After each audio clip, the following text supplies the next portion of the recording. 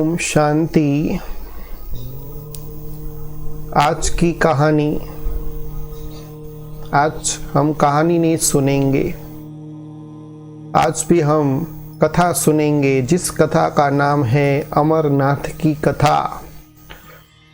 तो आप सभी भी अच्छी तरह जानते हैं कि हर साल कितने यात्रालु अमरनाथ दर्शन करने के लिए कितने कष्ट सहन करने के बाद एक क्षण में उनका दर्शन पाने के लिए कितनी मेहनत करते हैं और वहां जाकर के क्षण भर उनका दर्शन करने के बाद वो अपने आप को धन्य धन्य समझते हैं।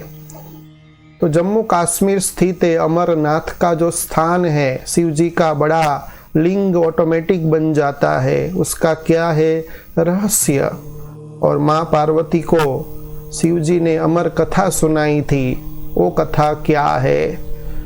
तो ये कथा के अंदर बहुत रोचक बातें हैं। तो अंत तक ये कथा आप सभी मन लगा करके सुनना, बहुत कुछ आपको एक कथा के द्वारा जानने को मिलेगा।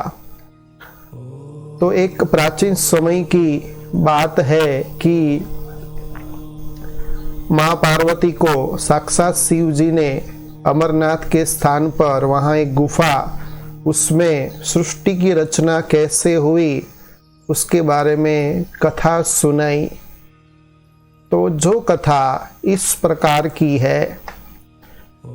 तो एक बार नारद मुनि माँ पार्वती के पास आते हैं और उनको कहते हैं कि मैंने देखा है कि सब जो देवताएं हैं वो मोतियों की माला धारण करते हैं, लेकिन एक शिव जी ही ऐसे हैं जिन्होंने मुंड की माला धारण की हुई है।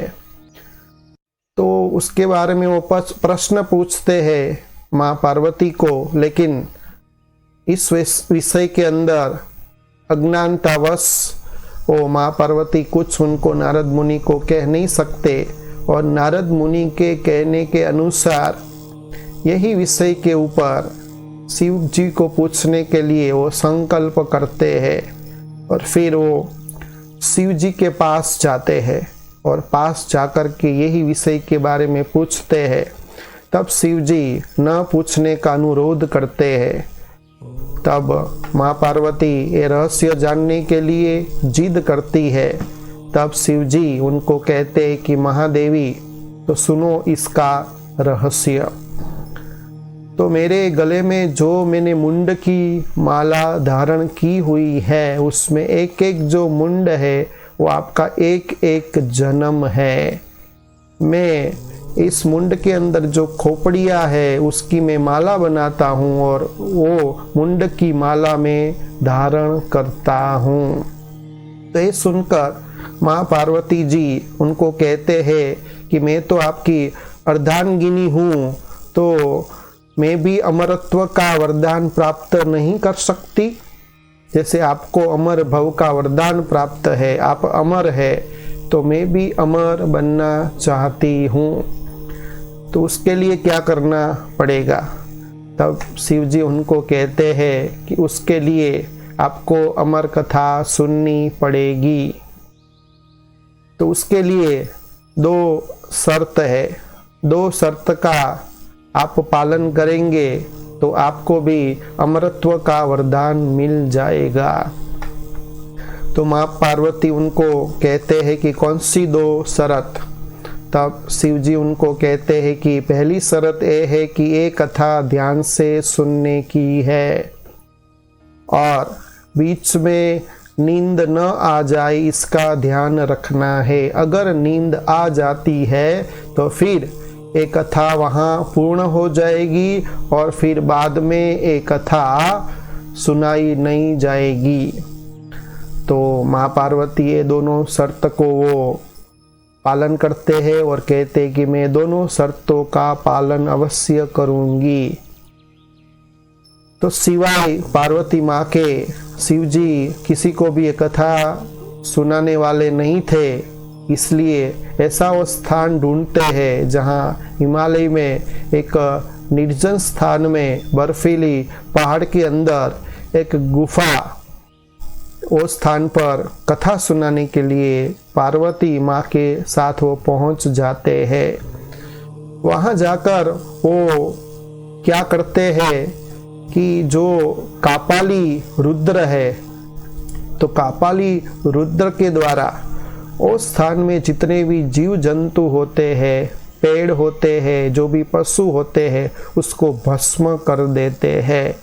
फिर बाद में आसन लगाकर आसन में बैठ करके वो फिर कथा सुनाते हैं। और दूसरा उन्होंने ये भी कहा था कि जब मैं कथा सुना रहा होता हूँ तब बीच बीच में आपको हामी भरनी पड़ेगी, होकारा देना पड़ेगा। तो जब वो कथा सुना रहे होते हैं शिव जी माँ पार्वती को, तो कथा सुनते समय माँ पार्वती को नींद आ जाती है। तो उस समय वहाँ एक कबूतर होता है, तो कबूतर उनके स्थान पर हामी भरता है। तो शिव जी को ऐसा लगता है कि माँ पार्वती हामी भर रही है, तो कथा सुना रहे हैं।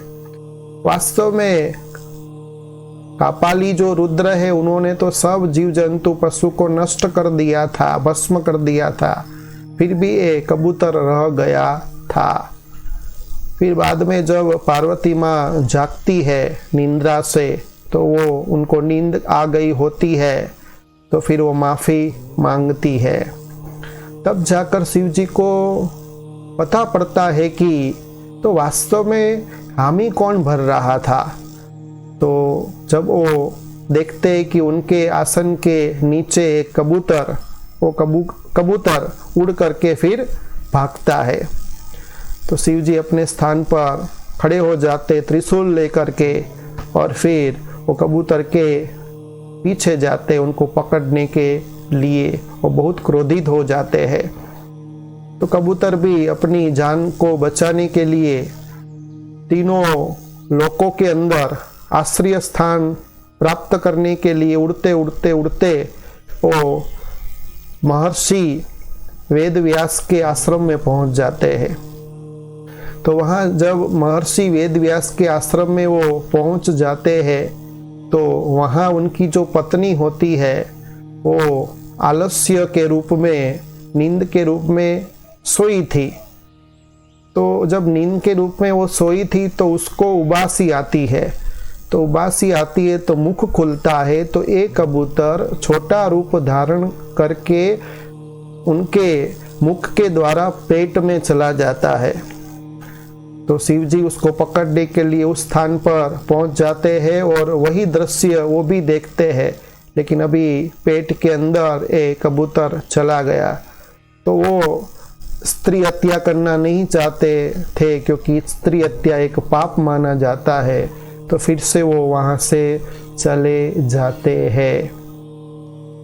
फिर वहाँ से चले जाने के बाद ये जो कबूतर है वो कई वर्षों तक उनके पेट में ही रहता है। जो वेदव्यास होते उनकी पत्नी होती है, तो उनके पेट में 12 वर्ष तक उनके उदर के अंदर वही कबूतर रहता है। तो एक बार क्या होता है कि वेदव्यास की पत्नी को पेट की बीमारी होती है, पेट का दर्द होता है। तो दर्द दूर करने के लिए वो उनकी पत्नी ब्रह्मा के पास जाती है और इनका उपाय बताने के लिए कहती है।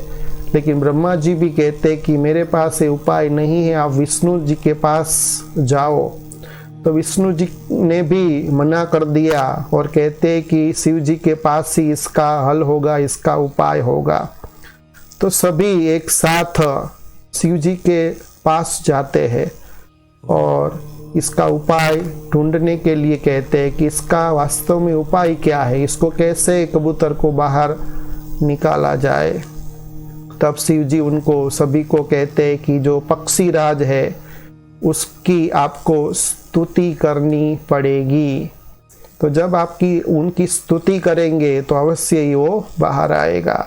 तो सभी मिल कर के पक्षी राज की स्तुति करते हैं और फिर अर्चना भी करते हैं और अभयदान प्रार्थना भी करते हैं, मांगते हैं।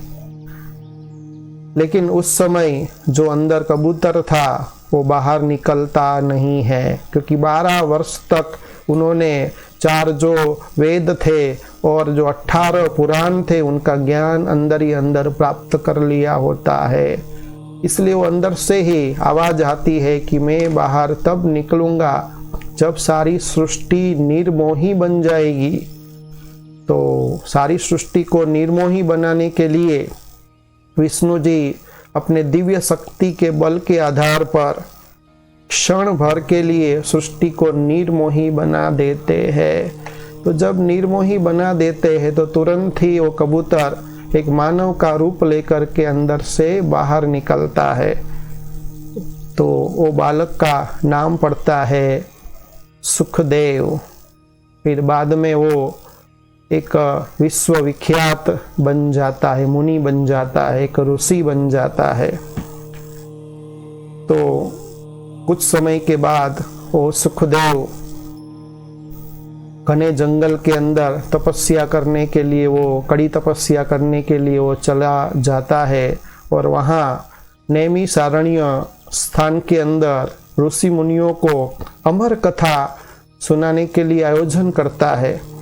तब शिव जी को पता पड़ता है कि अगर ये सभी को अमर कथा सुनाने लगेगा तो सब अमरत्व का जो वरदान है प्राप्त कर लेंगे और जो सृष्टि का जो संचालन है वो बिगड़ जाएगा, अस्त व्यस्त हो जाएगा। तब शिव जी सबको वरदान देते हैं कि जो अमर कथा सुनेंगे और अमरनाथ का दर्शन करेंगे, यात्रा करेंगे, उसको अमरत्व का, अमर भव का वरदान नहीं मिलेगा, लेकिन शिव जी का संदेश अवश्य मिलेगा। तो फिर ये सब सुनते हैं और फिर जो भी अभी हम देखते हैं कि सभी यात्रालु हर वर्ष अमरनाथ दर्शन करने के लिए क्यों जाते हैं, क्योंकि उनको कुछ न कुछ वहाँ जाकर अनुभूति होती है, कुछ न कुछ उनकी मन की मुरादें पूरी हो जाती है। इसीलिए इतने यात्रालु हर वर्ष अमरनाथ दर्शन करने के लिए जाते हैं।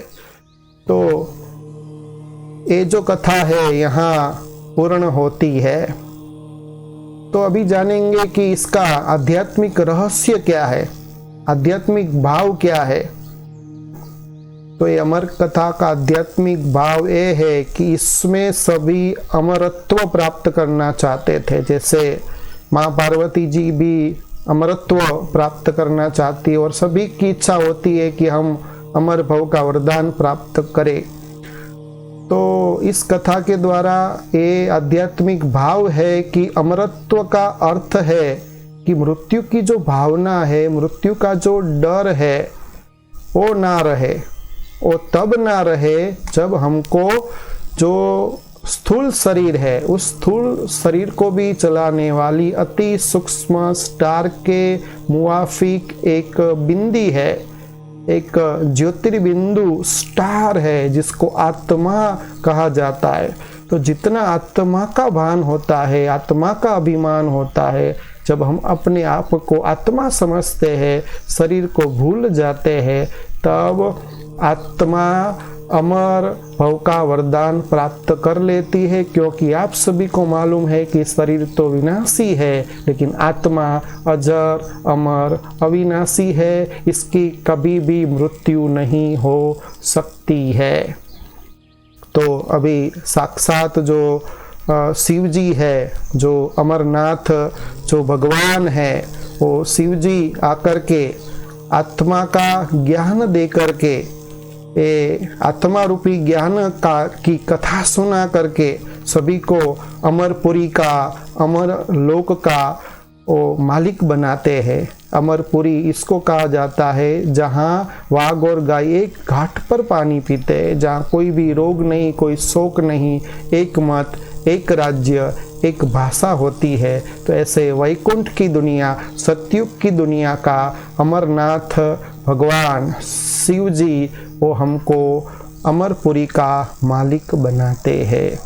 तो वास्तव में हमको भी खास अपने देह को कभी भी देखना नहीं है। जितना हम देह से परे रहेंगे, जितना हम आत्म अभिमानी बनेंगे, जितना हम औरों को भी आत्मा की दृष्टि से देखेंगे, तो आत्मा के अंदर जो सुख, शांति, आनंद, प्रेम, ज्ञान, स्वच्छता, शक्ति, पवित्रता, ये जो उसके ओरिजिनल जो गुण है हमको फील होंगे। और जितना जितना हम देह को देखेंगे, देह की दुनिया को देखेंगे, पदार्थों को देखेंगे, उतना काम, क्रोध, लोभ, मोह, अहंकार जन्म लेता है, हमको दुखी करता है, हमको निराश करता है, हमको फ्रस्ट्रेशन में ले जाता है, चिंता करता है, स्ट्रेस में ले जाता है।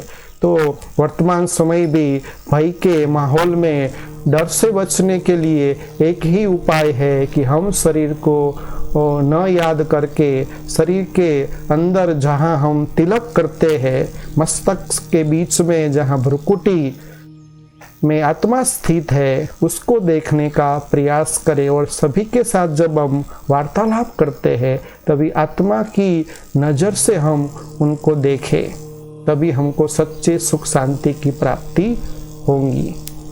अच्छा, ओम शांति।